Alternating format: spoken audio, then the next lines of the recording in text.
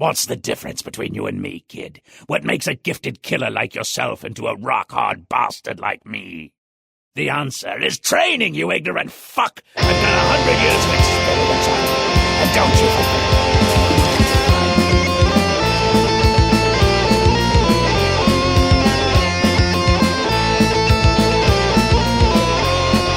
forget. Okay, here we go. This is it. This is Rock Hard Caucus episode 152. The date is June 16th, 2024. It's Pride weekend in Iowa City. You guys had Pride stuff in Des Moines too, right? Yeah. That was this weekend. Yeah, there was the People's Pride thing yesterday. Oh yeah, the official corporate Pride was last weekend? Yeah, I believe so. Yeah. It's also Father's Day. Yeah. Hooray. Everyone's favorite holiday. Justin and I are not fathers, so we don't celebrate. No. That's why we're recording a podcast instead. That's right. We don't have any children. We don't have any fathers either. We were immaculately conceived. They didn't tell you there were going to be two messiahs at the same time. I'm not ready for that. I'm not taking that responsibility. Sorry. Well, that's why it's better to have two, because then we can split the messianic responsibilities. That does actually, having two fathers combines Pride with Father's Day.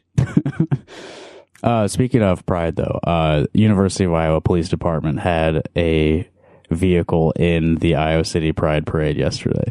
I don't know if you've seen that. Yeah, I saw a photo of that. My God. I didn't recognize any of the people in the photo, in the car, or riding on the outside of the car. It was like a truck with an open bed. Yeah, and it just had like a little rainbow decal on it.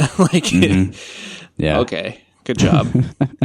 If you're gonna do that, you got to go all out. You Did not gotta see have my friends Daniel Hugger, Lauren Noska, Ian Mallory. Didn't see any of those guys. Yeah, you actually have to do like the YMCA thing. Like you have to have a bunch of scantily clad male cops like dancing. Otherwise, it's not going to cut it. Actually, no cops at Pride. How about that? That's probably I think that's better actually. I think that's what everybody would prefer. So yeah, shout out to whoever decided to allow that to happen. I'd like to dedicate today's show to a couple different people. Our friends Izzy and Maggie, they just moved into a new home. I stopped by, checked it out yesterday. It's a very nice place, so congrats to them. Nice. And also, Iowa City Brugger's Bagels workers have unionized.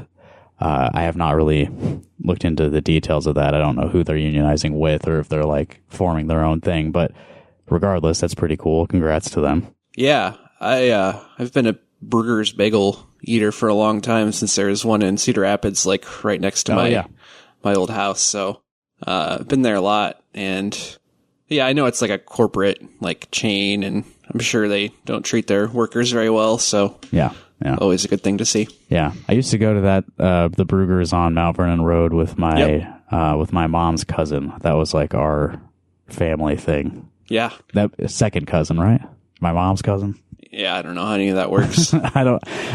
To this day, It's every time I try to figure out how the second, third, etc. cousins thing works, yeah. I don't know, man.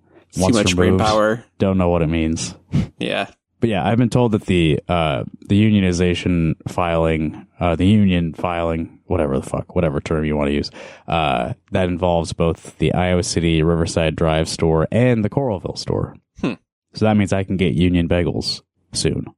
Yeah, that's definitely gonna be an incentive to go to Brugger's. I mean, I do love. It's like Panera is not cutting it. You got to get the actual boiled bagels. Right. Yeah. Do they not? Panera does not boil their bagels, but Brugger's, if you go, at least the one in Des Moines, if you go in there, at least the one in Ingersoll, they have like a window into the room where you can see the boiler. Yeah. Where they transparency. Yeah, I love that. No lies in this building. Yeah. I also need to issue a couple of corrections from last episode, which we don't usually do, but I feel these were egregious mistakes on my part. The bookstore in Lincoln, Nebraska that we talked about. Here's that cat again. Yeah. A novel idea bookstore in Lincoln. I said, I don't think that was around when I lived there. No, it had been there since 1992, which was before I was even there. So I was just completely wrong about that. And also that video of Mary McCann talking about how the election was stolen by liars. She said fantasy plan, not fancy plan. Somebody was listening a little more closely than I was and informed me of my error. Yeah, I could kind of hear that, but then I don't know. Fancy was too much fun, so right. We had to go with fancy. Yeah, artistic license. Sometimes it's just more fun to mishear someone and make fun of them for the thing they didn't say. Yeah. Well, and the thing that she did actually say is also very, very silly. Yeah. All right, so we've had some recent criminal news. This is a true crime podcast most of the time. It pretty much is, these days. Yeah, nowadays. Another big, federal thing, Hunter Biden, son of the president, has been convicted on some kind of federal gun charge. What is it? He's just not supposed to have a gun, because he lied. Well, there's a form he filled out that says that he said on it that he had never smoked weed. He had never snorted cocaine, smoked crack. He had never tasted fentanyl, but apparently that was a lie. Apparently he wrote a memoir that that kind of might have led them to believe otherwise. And of course there's, some political motivation involved in prosecuting this particular gentleman. Yeah. Well, speaking of that political motivation, a couple weeks ago we were reading statements from Iowa's elected officials about the Donald Trump conviction. Yeah. So I thought, since we had another prominent conviction of a very important political figure, Hunter Biden, very important political figure, I figured I should check in with those same people and see if they had statements about this conviction. And let me just set the scene here. This is Ashley Henson on the Hunter Biden conviction. After the DOJ tried to give Hunter a sweetheart deal on felony gun charges, he was found guilty. This just scratches the surface of the Biden family's crime and corruption. Full accountability is coming in November when we fire Joe Biden and re-elect President Trump.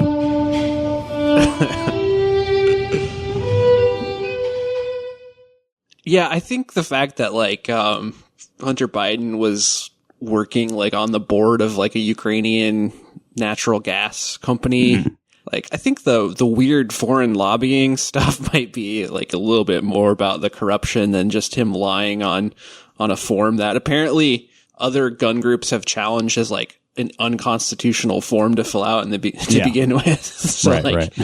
They're actually Hunter Biden's innocent. Second Amendment rights, overall. Yeah, I mean, kind of. If you're gonna defend people's Second Amendment rights, you gotta defend Hunter Biden too. Look, people who record videos of themselves smoking crack, they should be allowed to have a gun also. Yeah, you don't know if you're smoking crack in proximity to the gun. Just because he had been seen smoking crack before doesn't mean, he can be a responsible gun owner too. Yeah, I mean, I don't think he's ever been accused of committing a crime with a gun, right? That's true. Yeah. He probably just has the gun to look cool. Yeah, I mean, you're the president's son. You don't think the president's son should have a gun? Yeah, that's probably right. I doubt he's ever even loaded it. And then, of course, our state auditor, Rob Sand, also had something to say about this conviction. It may sound familiar. Precisely as I said after Donald Trump's jury verdict, in 7 years as an assistant attorney general, I found juries in both liberal and conservative counties took the work seriously and tried to do right. Jurors deserve our thanks and respect. Wow. State Auditor Rob Sand. Precisely as he said after Donald Trump's jury verdict. Precisely. Yeah.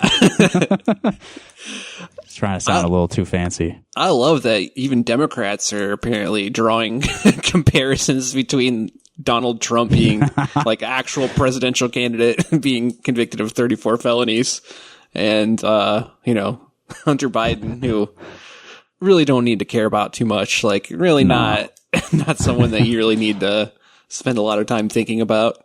But yeah, it's funny. There are a lot of people are like, oh, like, well, Hunter Biden isn't on the ballot, so yeah, I wish. I mean, he can be. You can write him in. Yeah, that's true. I'm seriously considering it. Yeah, we could see a convention surprise in August. They still want the Biden name recognition, but not they want to exchange some baggage for some different baggage. Yeah, I don't know. I could go either way. I think maybe the age factor might give Hunter a big advantage. Mm-hmm. Yeah, I think so. The other stuff might be, character, might be some character concerns, but there's character concerns with Biden too. I mean, he's kind of got a history of like lying about very silly things and being kind of a shithead, kind of racist a little bit. Yeah, definitely. Yeah. I mean, I'm sure Hunter's got some problematic stuff out there. He's been a bit of an open book. Well, that's what happens when you leave your laptop at a coffee shop or whatever. Yeah. How did that leak? I don't even remember. Yeah, no, I think that's exactly it. Yeah. No, he took it for repairs or something. Yeah. That was so unfair. Well, but speaking of gun crimes, we've got one a little closer to home that I think is, more important than the Hunter Biden thing and funnier. This police chief, I don't know if we ever talked about this on the show before. I feel like this has been an ongoing saga. Chief of police in Adair, Iowa. Adair. Where is that again? That's like near Des Moines, I think. That's near Des Moines, yeah. Yeah. Yes, it's a city of about 800 people, which is split between Adair and Guthrie County in Iowa. But the chief of police was using his position to purchase machine guns and sell them in his own store. But we can get into the details here with this awesome article by Clark Kaufman of the Iowa Capitol Dispatch. Former Iowa police chief could face prison for gun sales, so he has also been convicted of gun crimes. The thing that's most fun about this is that in the trial they, uncovered a bunch of text messages that he sent discussing his crimes with his friends. And I have a couple of audio clips too, because KCCI covered this story as well and had one of their news anchors, Kayla James, actually read some of the texts on air. So when I get to them, I'll try to pepper those clips in. But this is Clark Kaufman's writing. Text messages and emails from a fired Iowa police chief recently convicted of illegally dealing in automatic weapons indicated he knowingly used his position in law enforcement to acquire machine guns for himself and his for-profit business. This chief of police gig is awesome, Bradley Wendt wrote to an associate in 2019. Send machine guns to my own gun store, LOL. LOL in all caps, too. Right. I love it. Yeah, and they put "of" in the phrase chief of police in parentheses, but not like the brackets, like a editorial correction. So did he write it that way? Yeah, I don't know. This chief police gig is awesome. Send machine guns to my own gun store, LOL. In February, a federal jury convicted Wendt, 47, of conspiring to make false statements to the Federal Bureau of Alcohol, Tobacco, Firearms, and Explosives, 8 counts of making such false statements himself, and illegal possession of a machine gun. So it's similar to the Hunter Biden thing. It's pretty much just lying to the government about your guns. Yeah, except Hunter Biden didn't have a machine gun. Those are like a little higher level of scrutiny involved. Yeah. You're going to draw attention to yourself, I think. Beginning in 2017. So this is kind of like, should this have been allowed? He was hired as the chief of police in Adair in 2017, while also working as the owner of BW Outfitters. So again, his name is Bradley Wendt, so his gun store is named after himself. BW Outfitters, a federally licensed firearms dealer with locations in Anita and Denison. 2 locations. Wow. Prosecutors allege that he used his position to obtain machine guns for his own personal use and profit, acquiring weapons for concocted law enforcement purposes, and then selling them to others through his private company. He also rented out city-owned guns for his personal profit. So he's just renting like police guns to people. Yeah, Adair sounds really fun. That's a fun town. Yeah. You can just go to the police station and be like, yeah, can I like hold a minigun just for a few minutes? The further west you go in Iowa, the more fun you have generally. Yeah, especially if you saying are, there's a bunch of feral hogs he had to kill. That was his concocted purpose. Mm-hmm.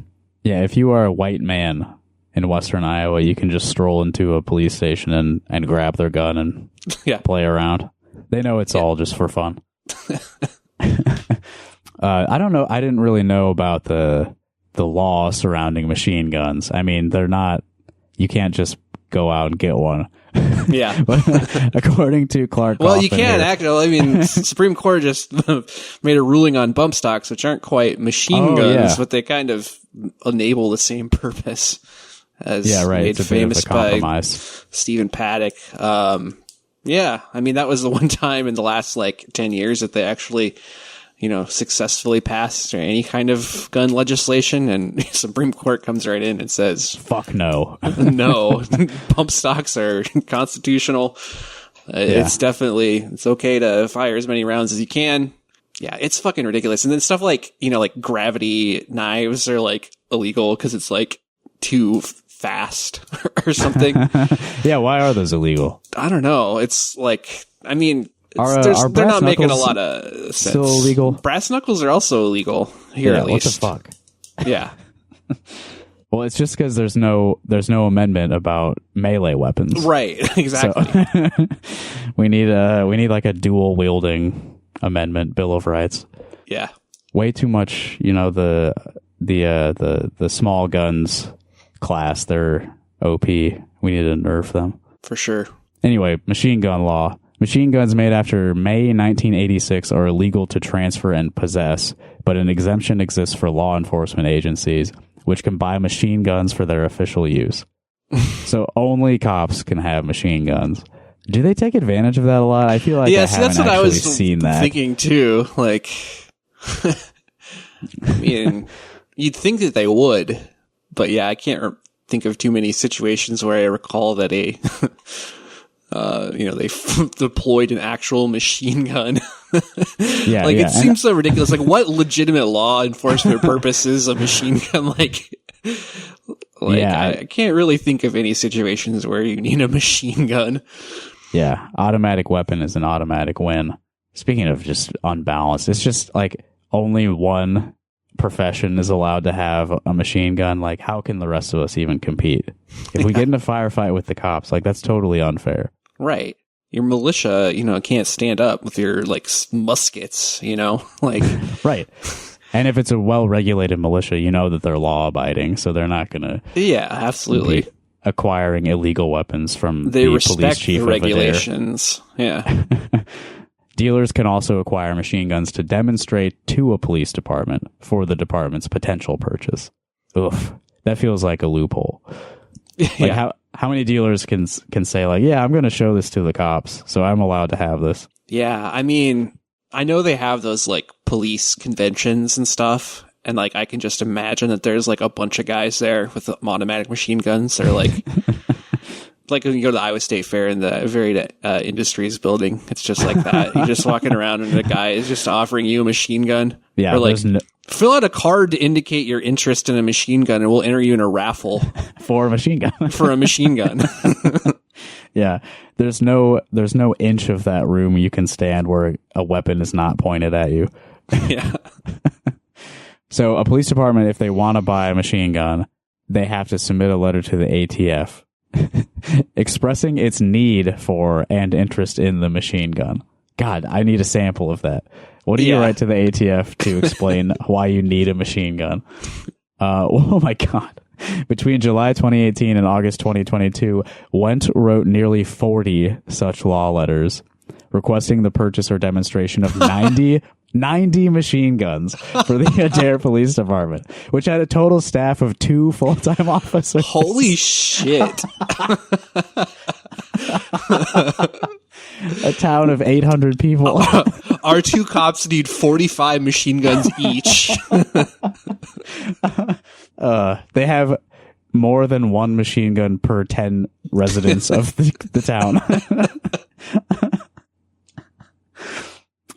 In the letters, Wendt claimed to be buying the machine guns for the official use of his department and asserted he was not acquiring them for resale. That's something that you shouldn't even mention in the letter. Yeah. I assume that's part of the forms they have to fill out. It says, we will not sell these, considering they're like highly regulated. Okay, so let me pull up more of his text, because that's really the good shit. He purchased 3 machine guns for $2,000 each, sold 2 of them to a Florida buyer for a total of $50,000. Damn, you get a hell of a profit off these too. And these were registered to the police department. Okay, included in the evidence presented at trial was a series of Facebook text messages. So he was sending these through Messenger also. That makes a lot of sense, actually. He boasted of owning a shit ton of machine guns and of using a loophole in the law that enabled him to acquire weapons through his position as chief of police. I should clarify, the Iowa Capitol Dispatch did not print the word shit ton. They do have it censored. Machine guns are worth bank money. I also like he's identified a loophole. Well, it turns out loophole doesn't actually exist. Didn't quite It's work. actually, if you try to buy 90 machine guns for your 2-person police office, like someone's going to find out about it, and they're not going to be too pleased. Yeah, I bet if he had done this with like 9 machine guns, yeah, he maybe could have flown under the radar. Okay, back to his text messages. Machine guns are worth bank money. Wendt wrote to Noah Schilling, currently a Shelby County deputy. Paid $4K for an MP5 SD, can sell for $20K. MP5 SD. We should have asked Alan to come on this one. Yeah, I think that's a French gun, actually. Oh no, it's German. That's German. Yeah, the Heckler and Koch MP5. Okay, I've seen MP5s in video games. Yeah. Kind of your standard, machine gun. It's in GoldenEye, it's the DK5 Deutsch, which makes sense, I guess. Every gun, the only thing I know about guns is from GoldenEye 007. Yeah. Because we're millennials on this podcast. I know about the gravity gun, the portal gun, Shadow's gun from Shadow the Hedgehog. Yeah. I know you can't legally wield an energy sword from Halo 2 also in the United States. Right. People have tried. Yep. That also went to the Supreme Court. Wearing the Spartan armor, yeah. They said you're not allowed to wear Spartan armor and fly around with a energy sword. It's really, really hard to get a Banshee license nowadays, too. Yeah. Okay, so this guy, this Shelby County deputy, wow, Schilling replied. How the fuck do you do that? Where the fuck you buy that for 4K? I just assume that's what he sounds like. They don't make anymore, Wendt responded. Bought through PD. Checked it out. Wasn't what PD wanted, so I keeps it at BW Outfitters. Loopholes. Perfect. Legal. ATF guy told me how to do it. Now that part. Uh-oh. They do like FBI stings with ATF guys where they just like entrap the dumbest police chiefs in the entire country with promises of machine guns. It probably was a setup like that, yeah. The article doesn't get into like who that ATF guy may have been, but damn, that would have been funny to know more about. Nah, man, you're good. You're good. Yeah, we got another shipment coming in next week. Yeah, you should do this 89 more times. I don't actually remember which quotes the KCCI reporter read, so let me just play one. The individual said Wendt would need to know someone in power in law enforcement. Wendt responds saying, LOL, I'm chief of police, ending with an expletive. It was bitch. LOL, I'm chief of police, bitch.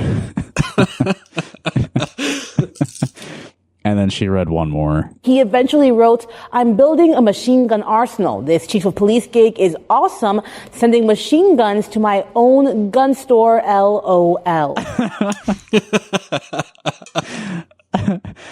LOL. I should just clip that by itself and use that later. Whenever something's funny, we can just LOL in the serious TV news voice. That would be so badass. Shilling replied, "You got all the cool shit. Ha ha ha. Yeah, the chief gig would be pretty awesome if you had a money-making gun store.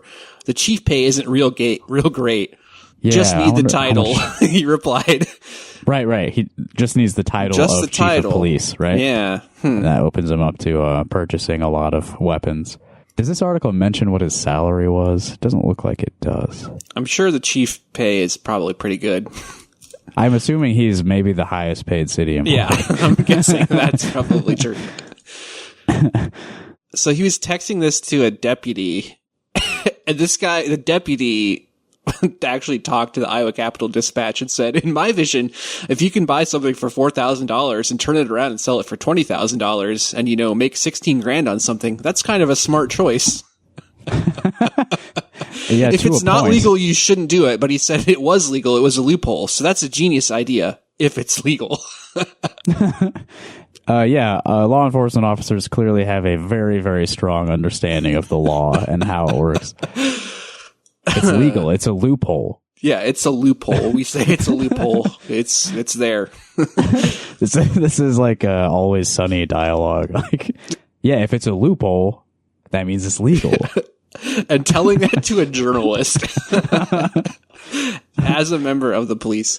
That's awesome. According to salary.com, the average chief of police salary in Adair, Iowa is $114,700, which I think is a pretty good pay. But if you can supplement that by selling machine guns to random people in Florida at a, 8,000% markup.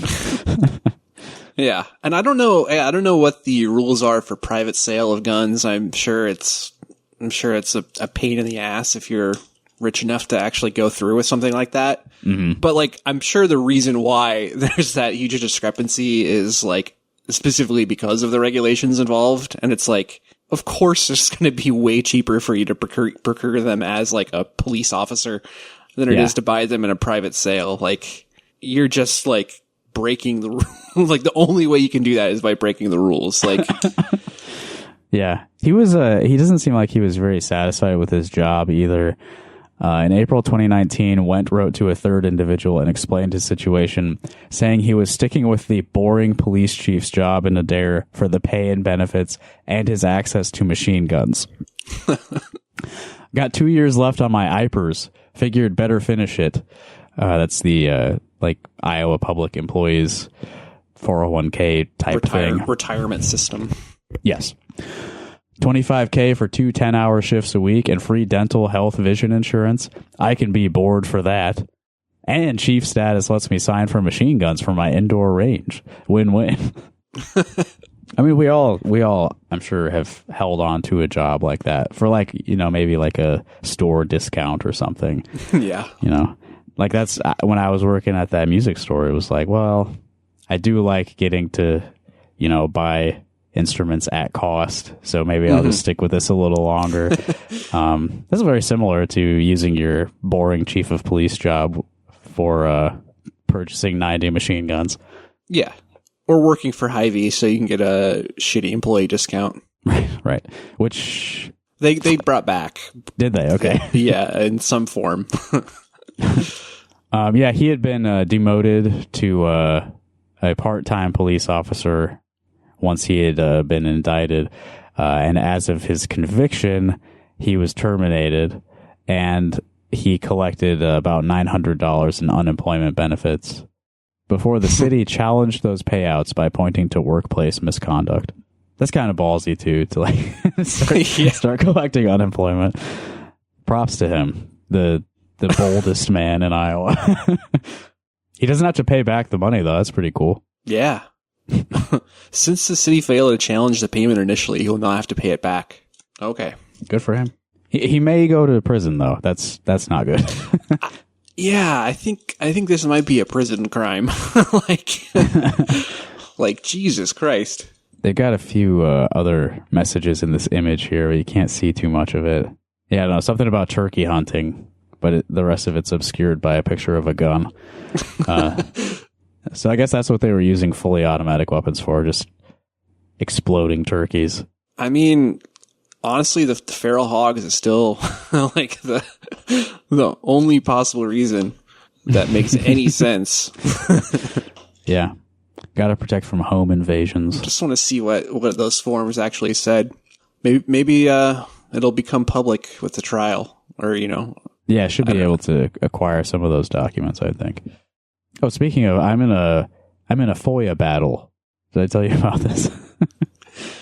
I know you said you were trying to get some body cam footage. Yeah. Let me pull up what I got from the city here just real quick. There was a concert at a skate park in Iowa City, and some cops showed up to shut it down, and nothing really happened. But I just thought it would be cool to see the body cam footage of that. Yeah. And that seems like not that big of a deal, right? It wasn't like really an incident. It was just like some cops showed up and interacted with some members of the public. So it seems like that should be subject to freedom of information, right? Yeah.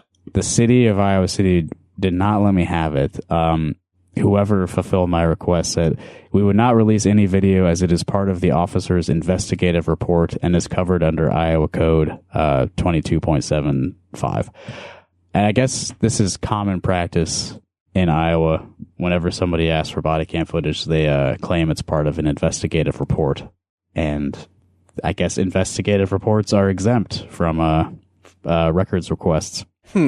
However, I will say, I did read that part of the Iowa Code, and it could be interpreted either way, but it does say something about, like, as part of an active investigation. And that could belong to a different part of the clause. I don't have it pulled up in front of me, but to me, it looks like if it's an active investigation, then investigative reports are exempt from public records mandates. But is there an open investigation on this, a concert at a skate park? I doubt it. Yeah, it seems pretty broad, like as a reason to not release something. Yeah. I reached out to the Freedom of Information Council of Iowa to see if they have any advice for me, because I know that they've dealt with this before. I saw some reports about it. And, I could talk to a lawyer. I do have one other crime story that we can talk about, because I thought this was pretty funny. I saw a lot of people talking about this article as well. It doesn't reflect well on the subject or the reporter, really. This is from the Des Moines Register, written by Kevin Baskins. Iowa subway owner says she lives in terror of potential fines for child labor violations. Terror of fines. Right. For your child labor violations. That's a hell of a headline. Yeah. I don't have a lot of sympathy for this person, but yeah. But I mean, what the situation kind of reveals is that our state government is very stupid. It's not a surprise. But yeah, let's read a little bit from Kevin Baskins here. Every day, Michelle Cox dreads going to her mailbox. Ooh, Michelle Cox dreads going to her mailbox. Ooh. I take it back, Kevin. This is pretty good. She's fearful that she will be getting correspondence from the federal government that could wipe out her business and destroy her retirement. Okay, settle down. Going a little hyperbolic, I'd say. Cox, the owner of a Subway franchise in the northeast Iowa town of Macokota, is waiting for the hammer to fall in the form of a written notice of alleged violations of federal child labor laws, with potentially 5-figure fines. Macokota, you ever been there? I do not believe so. Well, wait. No, I've been to the caves. Okay, yep. So yes, caves, I have. Codfish Hollow, the music venue is okay. I think near Macokota. I don't think it's actually within Macokota. Yeah, I haven't been there. I don't know. Seems like they stopped having a lot of shows there. I don't think it's as active now as it was a few years ago. Anyway, I saw some people objecting to the description of Macokota as a northeast Iowa town, and it's not exactly northeast. It's kind of like right in the middle. Yeah. Not so north. But anyway, Every time I go to my mailbox, I'm a nervous wreck. It's like it's gonna be in there, she said. She said her alleged crime is that she employed 14 and 15-year-olds in her store until 8 on school nights. That was okay under a 2023 law the Iowa legislature passed and Governor Kim Reynolds signed, loosening state regulations on child labor.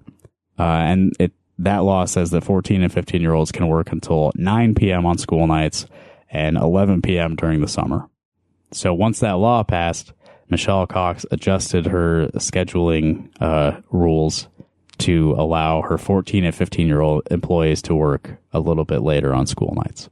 She said, I followed the state law to the letter because that's what I thought I was supposed to do. I even bumped my hours back to 8 p.m. so the kids could work and not have a problem getting out by 9. So she's saying they regularly stay past their scheduled shifts. Right. Yeah. That seems... So they're clocking out and still working? Is that what you're suggesting there? Yeah. Doesn't sound good. Okay. So this state law allowing 14 and 15-year-olds to work until 9 conflicts with federal labor law, which says 14 and 15-year-old employees cannot work after 7 p.m. during the school year and until 9 p.m. in the summer.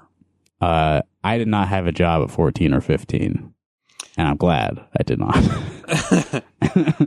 I worked in a bookbindery. It was awesome. You were that young? I was that when young, you did yeah. That? Wow, I didn't realize. Well, yeah, I mean, it was mostly only on the weekends at that point. So, yeah, I definitely never worked until 7 or 8 p.m. Right, that was a day, during the day job. Yeah, I mean, I got homework to not do. Like, I don't have time for that. I got to go home and get on the computer. Yeah. So, multiple states were putting together these child labor laws, loosening those time restrictions, and the U.S. Department of Labor had warned that federal law takes precedence over state law and that it would enforce the regulations. But Iowa went ahead and passed this law anyway. Cox said that she did not know she was required to follow the federal rather than the state law and is alarmed at the potential significance of that oversight. She looked up the federal regulations only to learn that she could face a fine of up to $15,000 per incident. At this point, she does not know yet how many violations she may face and what the fine could be. And this is a good insight into the mind of a Subway franchise owner.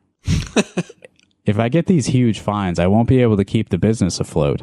I'm going to tell you, you do not get rich owning one store in a franchise. I bought this to be my retirement. Explaining that she planned to sell the Subway once her working days are over. Just gotta fund your retirement off those 14 and 15-year-olds working till 8 p.m. Right. Yeah, you do not get rich owning one store in a franchise.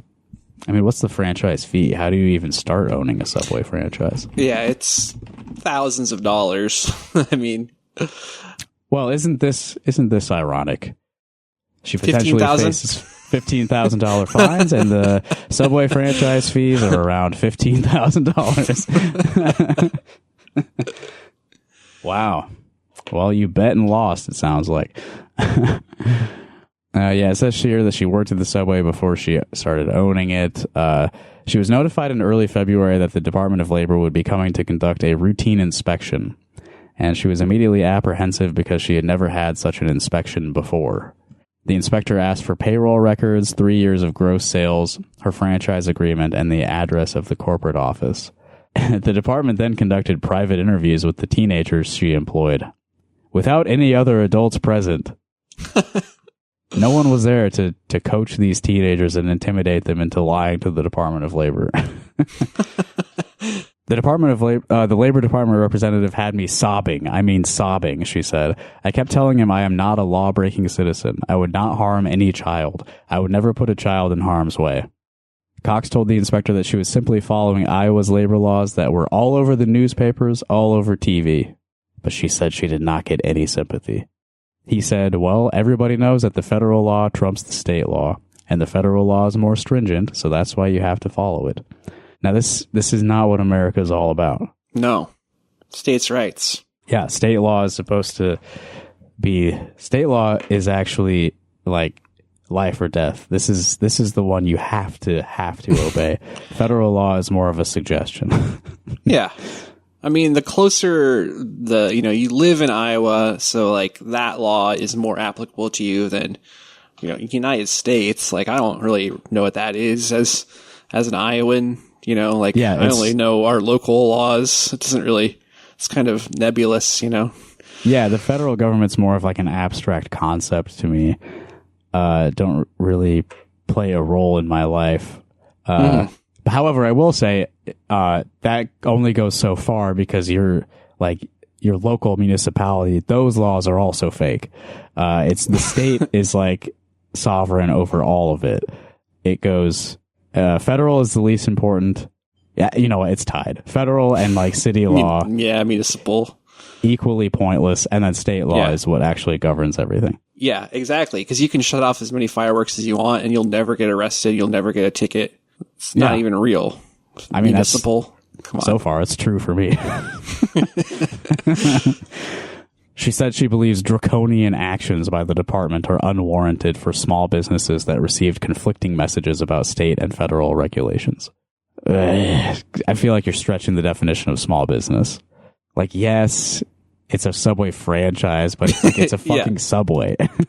Yeah. Like, does corporate not, like, advise you on, like, don't break the law, please? Yeah. Every workplace I've ever been in has the little bulletin board with your federal minimum wage posting and, like, OSHA stuff and just, like, just guidelines for what your rights are as an employee or whatever. Like, there's no way that she was totally unaware of this. Yeah, well, she does contradict that a bit. She sort of pleads her case to the Des Moines Register. If this was something that the Labor Department was worried about, people breaking the law, why couldn't they send out letters to these businesses saying, hey, listen, we understand Iowa changed the law, but you must follow the federal law and explain it and give us all a heads up. But I told the inspector, and this, I wonder if she really said this, if this is like a direct quote. I told the inspector, you couldn't do that. You just want to come in and start busting us. If it was so important, why didn't you guys reach out to all those people that thought it was okay? Come and tell me I'm doing it wrong. I'll fix it and we'll move on. But don't come in here and threaten me with these huge fines. Do you think she was really like that with the Labor Department guy? I mean, probably.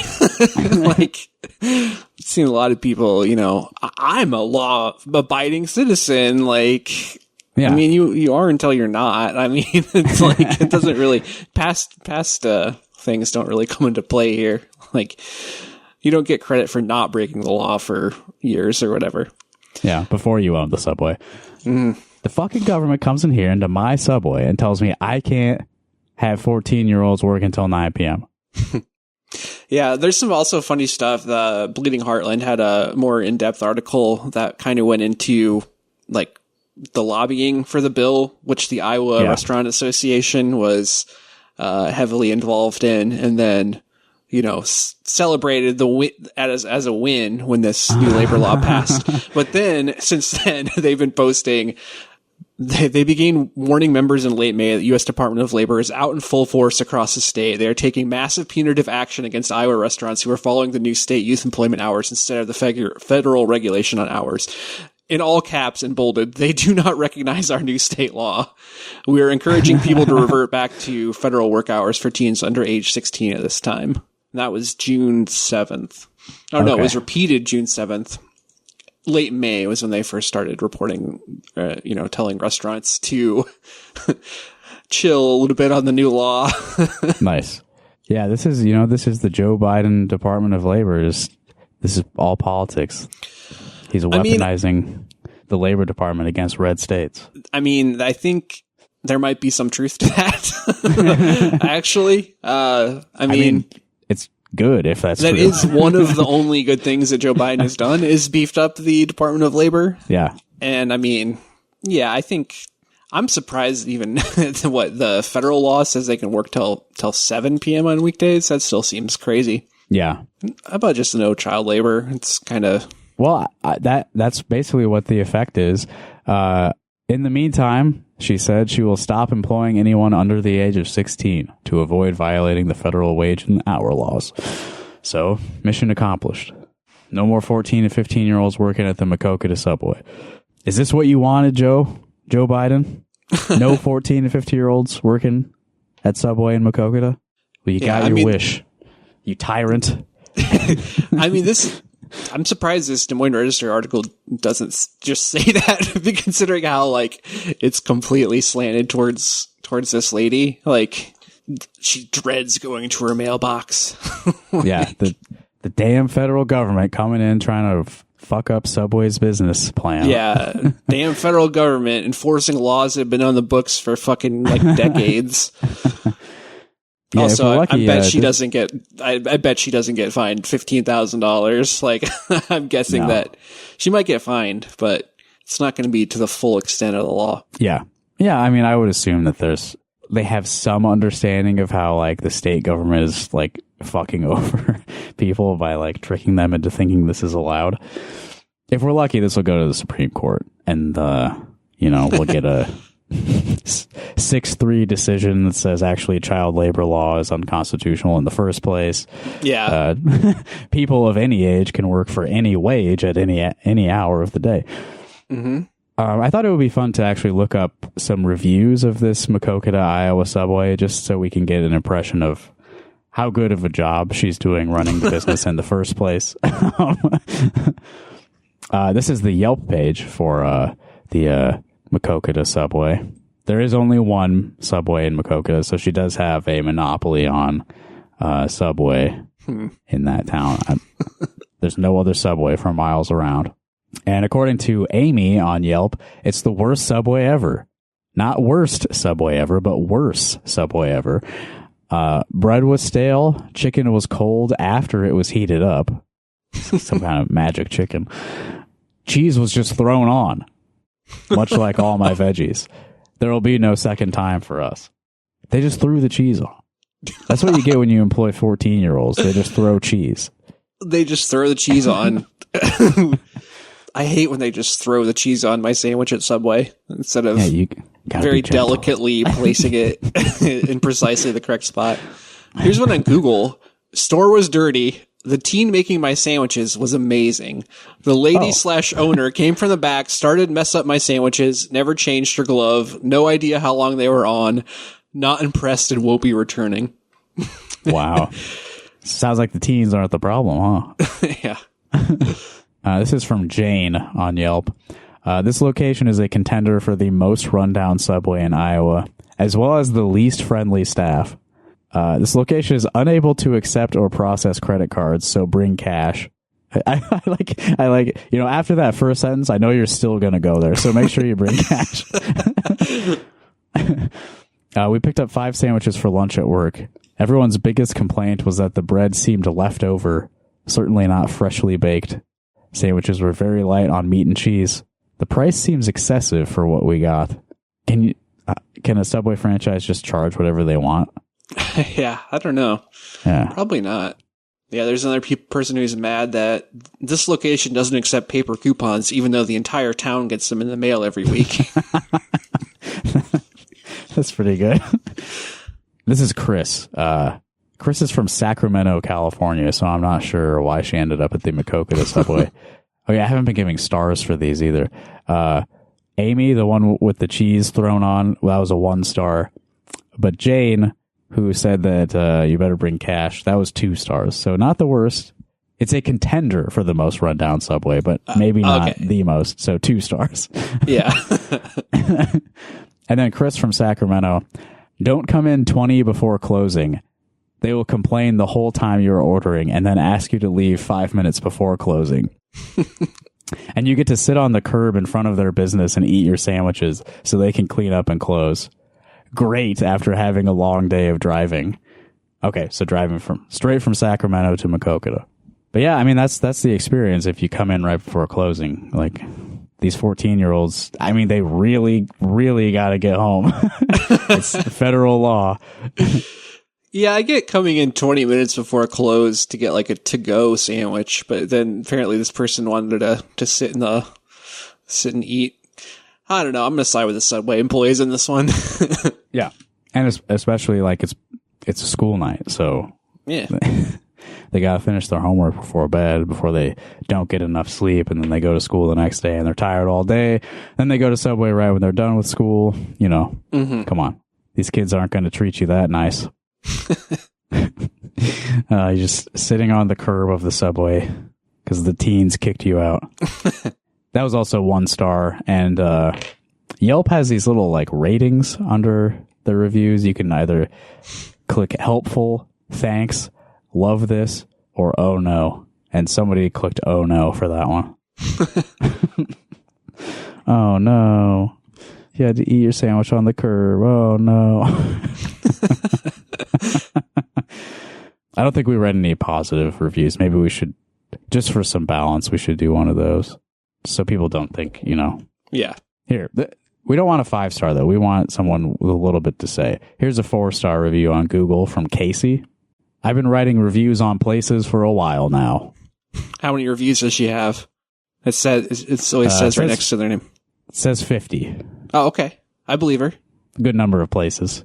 Yeah. Professional place reviewer.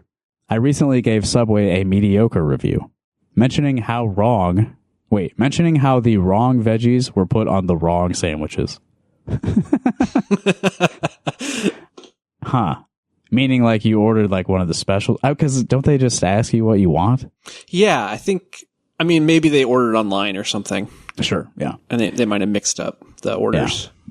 Yeah. It wasn't really that big of a deal, but I posted a video grave view anyway. I wonder if this is like a speech to text thing or something. Yeah. Today I ordered lunch using the online app. There you go. That's probably where the veggie thing came in.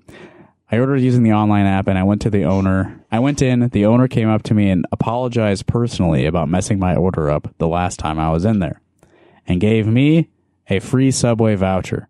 All right. So that's a story about, Michelle Cox, treating a customer right. Sorry, we gave you the wrong veggies. Here's a free Subway voucher. It's not like those paper coupons that show up at your house. We do not honor those, but this free Subway voucher. Having a bad day at work today, in the kindness of the owner at Subway, was something I needed. I did. I want to thank her again and add that striving for perfection is something that this Subway insists on. A real class act. Thanks again. I don't expect perfection from a Subway. It's not part of the deal of going to Subway. Not at all. Not at all. God, what is the deal at Subway? Like, I guess I'm at fucking Subway. That's pretty much it, right? Last time I was at Subway, it was because the place I wanted to go next to the Subway was closed. Mm-hmm. Sounds That's about how right. I end up at Subway. Yeah, there's a lot of good local delis around here.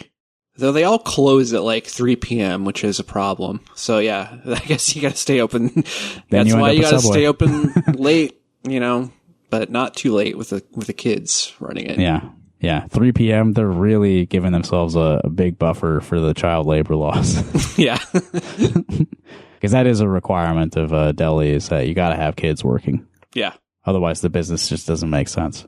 We got a couple voicemails. You want to listen to those? Yeah. Hi, Rock Hard Caucus. It's your Governor, Kim Reynolds. I bet you didn't know that I listened to your show. I was hoping for something sex-related, but I got you instead. Anyway, Governor Robert Ray, in 1975, heard the call from Ford that he needed some people in different states to take on refugees from Vietnam. And so Robert Ray's like, oh my God, I will totally do that. I mean, like, those people, they deserve to live. And then in 1979, Robert Ray saw this documentary that said they were dying in boats. And he's like, oh my God, they're dying in boats. I think I'll take on some more refugees. And he spearheaded the entire group of bringing in refugees. Now, okay, just so you know, I think this is disgusting. Robert Ray believed in the golden rule. But you know what? I believe that whoever owns the gold makes the rules. So yucky, corn schmucky, Robert Ray is disgusting. Thank you. It's your Governor, Kim Reynolds again. Bye-bye now. Thanks, Kim. I think that's the first time she's called in, right? Yeah, I think that might actually be Kim Reynolds, too. Like, it sounded just like her. It sure sounded like her. I mean, I have no reason to believe otherwise. And the figures of speech. Yucky, yucky, corn schmucky. She's always saying that. Yeah, I'm pretty sure she said that at the Iowa State Fair when we were there. In the state of the state speeches she gives, that's usually near the end. Yeah, okay, so she's given us a little history lesson on Robert Ray. I guess he saw a movie, and that inspired him to help out more refugees from the Vietnam War. So yeah, good. Sounds good. I wonder what movie it was. They're dying in boats. You ever see a movie where someone dies in a boat? Not off top. Poseidon Adventure. Did anyone die in that movie, or they all get out? No. What's his name died? I think Poseidon. Yeah, Poseidon. I mean, that would be a cruel irony, you know. Poseidon, the god of the ocean, if he died on a boat, like that's a story. Yeah. I was thinking of Titanic. A lot of people died on a boat in that one. Oh, that's true. That's another classic boat movie where a lot of people died. Yeah. Thanks for calling, Kim. Here's a second voicemail. Hi, everyone. Hi, Justin. Hi, Evan, or whoever else is on. This is Lorelai in Michigan calling. Last week, you had published an episode where you had requested people to call in if they lost a primary. And I'm sad to report that I've lost a primary. You see, as a non-hierarchical relationship anarchist, I try not to use the word primary for my partners. However, effective language is language that's used and people understand it. We had a lot of hierarchical patterns. Well, anyway, they watched a movie with another one of our partners that they promised that they would watch with me. And after that, and noticing a pattern of them behaving outside of my values, I've decided to de-escalate the relationship. We've yet to see how this is going to affect the broader polyamorous trans community in Central Michigan. But I'll be glad to keep you all updated. Mwah. Thank you, Lorelai, one of our good friends, giving us an update on the polyamorous community of Central Michigan, which we always appreciate. Yeah. Sorry you lost your primary or Sorry you lost your relationship. Yeah. Sorry that, what word do you use if you don't want to use primary? It's just one of them. Sorry, one of them isn't working out. Yeah, the invitation is still open. If you lost a primary, if you could think of another meaning of that phrase, losing a primary, feel free to call in and explain that one to us. 319-849-8733. 319-849-8733. Yeah. Call us and tell us about your political ambitions or your non-hierarchical relationship anarchy situation. Yeah. We're big supporters of ethical non-monogamy. We're also supporters of ethical monogamy. Yeah. We're supporters of anything if you're ethical about it, really. Sure. Ethical asexuality. Mm-hmm. Ethical hypersexuality. Ethical... I guess that's it. That's all that there is. There's no middle ground. Ethical hypergamy. What does that one mean? You have as many partners as possible rapidly? No, it's like marrying up. It's like you're trying to get into a higher class. Oh, that's what that means? Interesting. Wow, yeah, I don't know. I had no idea that's what that meant. We also have a P.O. box if you want to send us anything in the mail. It's always fun to go to the post office and open that box and see that there's something in there. P.O. Box 5336, Coralville, Iowa 52241. You can send us... oh, you know what? Try sending us a machine gun. Let's see what happens. Make sure it has a little orange thing on the tip, though. If you do actually send us a machine gun, please make sure it has a plastic orange tip on the end. Mm-hmm. Let's test the limits of this loophole. P.O. Box 5336, Coralville, Iowa 52241. I don't have a ton to plug today. I have actually a reversal of a former plug. We were going to be hosting improvisational bassist Nat Baldwin at Trumpet Blossom on June 25th, but unfortunately he is ill and has to cancel the tour he's about to go on. So if you were planning on hanging out at Trumpet Blossom June 25th, there's not going to be a show. You can still go to Trumpet Blossom. It's a nice place to go. But Nat Baldwin will not be there, unfortunately. So I'm revoking the plug of last week and I think the week before. Damn. That's a bummer. It's always sad when I have to take a plug and just shove it back into the earth and bury it. You got anything in Des Moines going on? Don't believe so. Yeah, I'm sure there's nothing. Yeah, there's absolutely nothing. I'm definitely, I mean, I'm aware of everything that's going on, and there's right nothing actually. Yeah. I will say that the Last American Gay Bar screening that we mentioned on the show, that's sold out, so that's pretty cool. Yeah, I saw that. That's awesome. Yeah. Congrats to our friends on that one. If you like this podcast, you want to spend some money to get more of the podcast, you can go to patreon.com/rockhardcaucus. We're planning on recording another Slipknot episode this week. We're going to review their album All Hope Is Gone with our friend David Clare. So look forward to that coming out later this week. There's also, several previous Slipknot episodes if you want to catch up before then. Tony and I review Sonic the Hedgehog comic books. Also, I know that's probably a limited audience, but I think it's fun, and I think that we get into weird conversations tangentially to the material we're discussing. And, there's like 4 years of other bullshit on there. So it's pretty good bang for your buck. We need to find a Massachusetts connection to get Tony on the main show at some point. I mean, I'd be willing to do that even without a Massachusetts connection. That's true. That's true. All right, let's drag him on sometime. We can make that happen. Oh, yeah. So I was on the radio. I was on a college radio station in Chicago a couple days ago. So I'm going to close out the episode with a little bit of that recording. The weird thing is that my friend Brian Pankrat and I were playing music live at this radio station, and they were recording straight to CD, which seems I've never heard of really that. Do that. Yeah. They had this old like Tascam recorder that went straight to CD. And, it's in my drive right now, but I've got a CD of the music we were playing. But we played 2 sets, and in the middle, we talked with a DJ, Alejandro, for a few minutes, do a little interview. And that interview was not recorded onto the CD because it was 2 separate systems. So I'm waiting for him to send me a copy of the other recording that has the interview. Then I'm going to stitch that shit together into an I Hear I See Radio episode. So that'll happen sometime later this month. Nice. But yeah, here's just a clip of us playing at a radio station. This BC JSP's one of my bands. And that's it.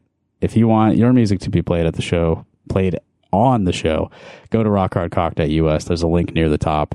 And I'd love to hear your music, and I'd love to make other people hear your music on the podcast. And that's it. Bye, everybody. Bye. That's it. Here we go. That's it. It's done. All done. No more podcast.